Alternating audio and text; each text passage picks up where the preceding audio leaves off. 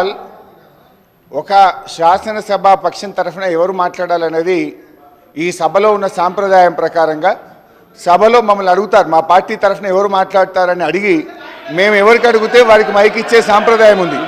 కానీ మీరు సభా సాంప్రదాయాలకు తిలోదక. హరీష్ రావు గారు, ఈ సభలో ప్రతి సభ్యుడికి మాట్లాడే అవకాశం ఉన్నది. మీరు చేరుకు నేర్పించవలసిన అవసరం లేదు. మీకు అవకాశం ఇచ్చినా మీరు మాట్లాడండి. నాకు చేరుకు నేర్పించవలసిన అవసరం లేదు. ఈ శాసనసభలో ఏ సభ్యుడికైనా మాట్లాడే హక్కు ఉంది. మీరు సీనియర్ శాసనసభ్యులు నాకు నేర్పించవలసిన అవసరం లేదు, చేరుకు నేర్పించవలసిన అవసరం లేదు. మీరు మాట్లాడండి. There is a procedure in this house. There are some rules in this house.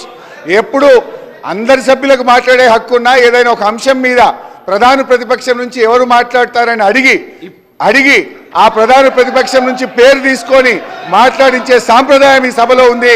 ఈ సభా సాంప్రదాయాన్ని తుంగలో దొక్కినందుకు ముందు నా నిరసన తెలియజేస్తూ నేను మాట్లాడుతున్నాను. అధ్యక్ష, ఈ సభ కౌరవుల సభలాగా నడుస్తుంది అధ్యక్ష. బట్ అంతిమంగా పాండవులే గెలుస్తారు, న్యాయమే గెలుస్తుంది, ధర్మమే నిలబడుతుంది. మీరేదో ఇలా మందబలం ఉందనో అధికారం ఉందనో అహంకారంతో చేస్తున్నారు. ప్రజలు అన్ని విషయాలు గమనిస్తున్నారు. తప్పకుండా మీకు తగిన గుణపాఠం చెప్పే రోజు ఉంటుంది, జాగ్రత్త. అధ్యక్ష, ఈరోజు 2 అంశాలు అధ్యక్ష. ఎస్సీ వర్గీకరణ మీద భారత సర్వోన్నత న్యాయస్థానం ఇచ్చిన తీర్పును బీఆర్ఎస్ పార్టీ పక్షాన మా యొక్క హర్షాన్ని వ్యక్తం చేస్తూ ఉన్నాం, స్వాగతిస్తూ ఉన్నాం. అధ్యక్ష, ఈ యొక్క వర్గీకరణ మీద మా ప్రభుత్వం ఏర్పడిన వెంటనే సభానాయకుడిగా కేసీఆర్ గారు 29 నవంబర్ 2014లో ఈ ఎస్సీ వర్గీకరణ వెంటనే చేయాలని ఆనాడు మా సభానాయకుడిగా కేసీఆర్ గారు ఈ సభలో తీర్మానాన్ని ప్రవేశపెట్టి కేంద్ర ప్రభుత్వానికి ఏకగ్రీవంగా ఈ వర్గీకరణ చేపట్టాలని చెప్పిన పార్టీ మా బీఆర్ఎస్ పార్టీ.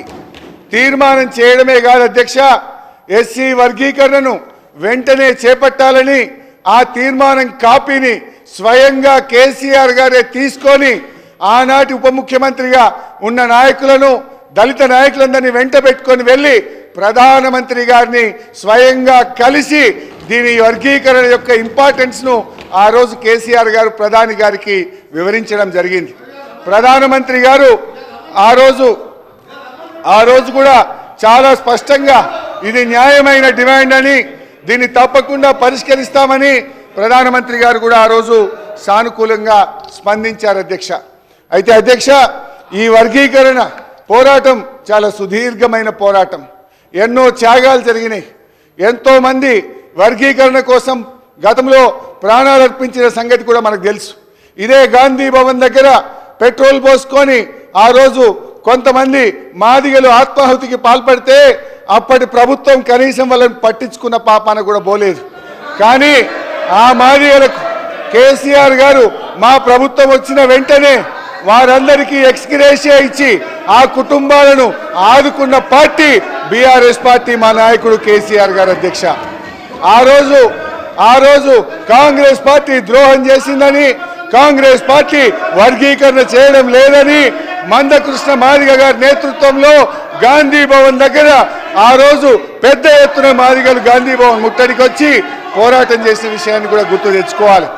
ఆ రోజు అమరులైన కుటుంబాలను కేసీఆర్ గారి ప్రభుత్వం ఆ కుటుంబాలను ఆదుకున్నది తప్ప గతంలో ఉన్న కాంగ్రెస్ ప్రభుత్వం ఆ పాపం అమరులైనటువంటి మాదిగ నేతలను పట్టించుకోకుండా వారికి అన్యాయం చేసినటువంటి పార్టీ కాంగ్రెస్ పార్టీ. బట్ ఏది ఏమైనా ఈ సందర్భం చాలా సంతోషమైనటువంటి సందర్భం. దశాబ్దాల కళ నెరవేరినటువంటి రోజు. అందువల్ల ఈరోజు మా బీఆర్ఎస్ పార్టీ తరఫున సుప్రీంకోర్టు తీర్మానాన్ని మనస్ఫూర్తిగా స్వాగతిస్తూ ఉన్నాం. ప్రభుత్వం ప్రవేశపెట్టిన స్కిల్ యూనివర్సిటీకి కూడా మా బీఆర్ఎస్ పార్టీ తరఫున సంపూర్ణమైన మద్దతును తెలియజేస్తూ ఉన్నాం. అయితే అధ్యక్ష, నిన్న కానీ ఈరోజు కానీ సభ జరిగిన తీరు మా హృదయాలను ఎంతో గాయపరిచింది. మా మహిళల్ని శాసనసభ్యులు లక్ష్మణ్ కుమార్